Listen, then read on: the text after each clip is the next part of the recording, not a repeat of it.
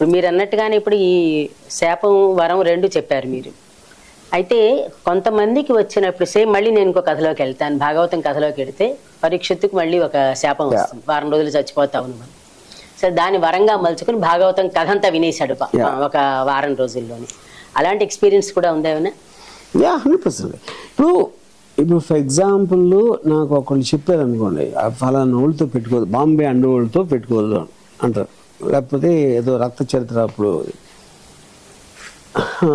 పెట్టుకోవద్దంటే నేను ఎలా ఆలోచిస్తాను దాన్ని, ఎందుకు పెట్టుకోకూడదు, వీడికి అసలు ఏం తెచ్చు దాని గురించి, ఆడేదో ఉట్టి నోటికొచ్చిన అడ్వైజా వార్నింగా, ఆడికి నాకనే ఉన్నా తెలుసా, ఎందుకు తెలుసు, ఇలాంటివి ఆలోచిస్తాను. డెఫినెట్గా ఆలోచించి 100% దీంట్లో వర్స్ట్ కేసులో ఇది అవ్వచ్చు, బెస్ట్ కేసులో అది అవ్వచ్చు. ఇంకా దీనికి ఇంకొక ఎగ్జాంపుల్ ఇస్తున్నాను. నేను ఒక 5-6 సంవత్సరాల క్రితం ఒక ఫీవర్ వచ్చింది, జ్వరం వస్తే నేను ఒకళ్ళకి మెసేజ్ పెట్టా, నా సిమ్టమ్స్ పెడతా. ఆ డాక్టర్ కదా నా ఫ్రెండ్ వాడెవడో డాక్టర్కి పంపిస్తే అతను ఏదో పంపాడు యాంటీబయాటిక్స్. నేను అది వేసుకున్నాను, అసలు ఏమీ తగ్గట్లేదు. ఒక 2 days అంతా చేసి మళ్ళీ ఇంకో డాక్టర్ తీసుకొచ్చారు, మా మదర్ సిస్టర్. ఆయన ఇంకో యాంటీబయాటిక్స్ ఏదో ఇచ్చారు, అది కూడా పనిచేయట్లేదు. 3rd డాక్టర్ దగ్గరికి వెళ్తే మీరు డ్రింక్ చేస్తారు, స్మోక్ చేస్తారని చేయను, డ్రింక్ చేస్తాను, ఎంత ఆఫ్ అంటే ఎవ్రీడే చేస్తాను, మీరు మొత్తం మానేయండి, వారానికి ఒక చిన్న పెగ్ తీసుకోవాలి, అంతకన్నా లేదు అంటే.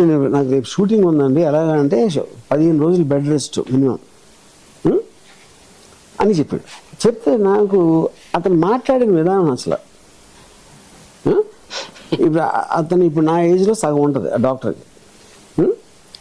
సరే నేనేం చేశానంటే, నేను మళ్ళీ అతను మందులు రాసి ఇచ్చాడు మన ప్రొడక్షన్లో, అది కొన్ని తీసుకొచ్చాడు. అవన్నీ తీసుకొచ్చి ఒక చెత్తబొట్లు పాడేసి అతను ఇచ్చినవి. ఫస్ట్ డాక్టర్ ఇచ్చిన కోర్సులో ఒక 4-5 మిగిలి ఉన్నాయి, సెకండ్ డాక్టర్ ఇచ్చిన కోర్సులో 3-4 మిగిలి ఉంటాయి. 9 యాంటీబయాటిక్ ఒకేసారి వేసుకుని 4 వాడకలు తాగింది. గంటలో మొత్తం జలం పోయింది, మొత్తం తీసేసిపోయింది పోయింది. ఇప్పుడు ఇక్కడ 2 విషయాలు మీకు, ఒకటి నేను ఎందుకు చేశాను, ఒకటి ఎందుకు వర్కౌట్ అయిందని రెండోది.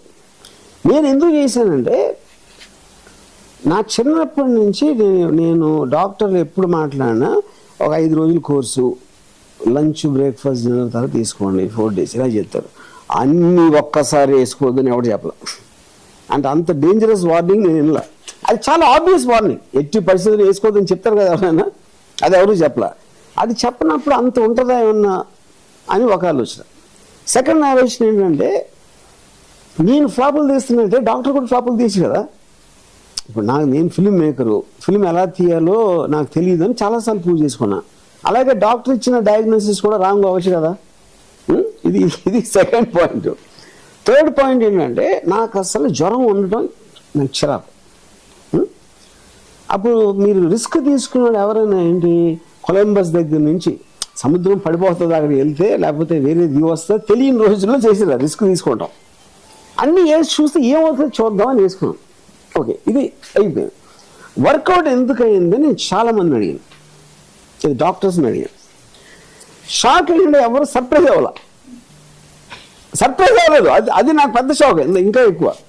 అప్పుడు ఒక డాక్టర్ ఏం చెప్పాడంటే, ఇప్పుడు మేము కోర్స్ ఇచ్చినప్పుడు, ఇప్పుడు మీ బాడీ టైప్ బట్టి గబుక్కొని ఇన్ఫెక్షన్ ఫైట్ చేయడానికి ఎంత బలంగా మనం మెడిసిన్ ఇవ్వాలనేది, దాన్ని స్ప్రెడ్ చేస్తే ఎలాంటి బాడీ టైప్ కూడా 4-5 రోజుల్లో ఇస్తే అది మెల్లగా చేసుకుంటాం. కొన్ని బాడీ టైప్లు మీది లక్కీ అవలా, లేకపోతే మీకు స్ట్రాంగ్ నెగిటివ్ సైడ్ ఎఫెక్ట్స్ వస్తాయి అలాంటి చేస్తే, ఏదన్నా అవ్వచ్చు, మీకు అవ్వలేదు అంటే ఏంటి అర్థం. ఇప్పుడు నాకు ఇది తెలిసి చేసేది లేదు, నేను ఛాన్స్ తీసుకున్నాను అంతే. అదే ఛాన్స్ అండర్వరల్డ్తో తీసుకుంటా. క్షణక్షణం సినిమా నేను ముద్దుమలై ఫారెస్ట్లో చేస్తున్నప్పుడు ఒక అడవిలో ఉండేవాడు, ఒక రిసార్ట్ చిన్న. నేను అడవిలో రాత్రి నడిచి వెళ్ళిపోయాను అడవిలో, జస్ట్ సౌండ్స్ వినడానికి. భయం లేదు ఎందుకు, అది కూడా చెప్తాను, భయం ఎందుకు లేదని. నేను national geographic magazines, wild life magazines ఉంటాయి, దాంట్లో అసలు 90% ఆఫ్ ద టైం అడవి జంతువులు మనుషుల్ని అటాక్ చేయవు అని రాశాడు. అది నమ్మి వెళ్ళిపోయాడు. 10% ఇప్పుడు 10% కూడా రిస్క్ తీసుకుపోతే లైఫ్లో బతికేయండి దండగా అనేది నా ఫీలింగ్. అది కరెక్టే, కానీ మీ థ్రిల్ ఫీల్ అయ్యేది కూడా మీరు రిస్క్ తీసుకున్నప్పుడే కదా. ఆ థ్రిల్ మళ్ళీ ఫీల్ అవ్వడానికి మనం ఉండాలి కదా. నేను అదే అంటున్నాను, అది నేను ఛాన్స్ తీసుకుంటాను. ఊరికనే పొద్దున్న లేసి అందరికీ భయపడి చేసి హలో హలో హలో నమస్కారం అని చెప్పి ఆ బతుకు కన్నా ఇలాంటి ఛాన్స్ తీసుకుంటాం బెటర్ అని నా డెసిషన్. అది మీ కారు ఉందండి, ఎంత స్పీడ్గా వెళ్తే మీకు అంత థ్రిల్ వస్తుంది, ఎంత స్పీడ్గా వస్తే యాక్సిడెంట్ అవ్వడానికి కూడా అంతే ఛాన్స్ ఉంటుంది. అయినా వెళ్ళే వాళ్ళు వెళ్తారు కదా, స్పీడ్గా వెళ్ళే వాళ్ళు వెళ్తారు, చేస్తూ ఉంటారు. మిగతా వాళ్ళు ఏమో ఎద్దుల వాళ్ళు కూడా వెళ్తూ ఉంటారు. అది వేరియస్ మనుషులు ఆలోచించే విధానాలు వేరు ఉంటాయి. అది నేను చెప్పేది కరెక్ట్. ఏ మనిషి ఆలోచన ఆ మనిషికి ఉంటుంది. మీరు ధైర్యంగా చేశారన్నారు, మంచి జరిగింది కాబట్టి ఈరోజు నవ్వుతూ చెప్పారు. మీరు జరగకూడదు జరిగి ఉంటే ఎలా మాట్లాడారు? ఉండదు కదా, అయిపోయింది కదా. ఉండి ఇంకా వేరే మనకి ఏమైనా నా ప్లాన్స్ నాకు ఉన్నాయి. నేను ఇంకొకళ్ళ మీద డిపెండ్ అవ్వే రోజు వచ్చినప్పుడు నేను చచ్చిపోతాను, నాకు ఏం ప్రాబ్లం లేదు. ఎందుకంటే నాకు క్యూరియస్, దీని తర్వాత ఏముంటది, చచ్చిన తర్వాత అక్కడే ఉంటామా లేకపోతే నరకమా, ఇదే అదే ఏదో ఉంటది కదా, ఏదో మనం అనుకోకపోయినా ఎలాగో నేను బతికున్న అంటే ప్రతి క్షణం నేను ఒక ఎక్స్ట్రాడినరీ ఎక్సైట్మెంట్ కోరుకుంటాను. ఎక్సైట్మెంట్ లేని ఉట్టిగా బతకడం అని నేను చేయను. అది నా డిసిషన్ అంతే. మీ లైఫ్ మీ ఇష్టం లేండి, అదే ఎవరు రూల్ చెయ్యరు. కానీ కరెక్ట్. ఇప్పుడు ఇంకో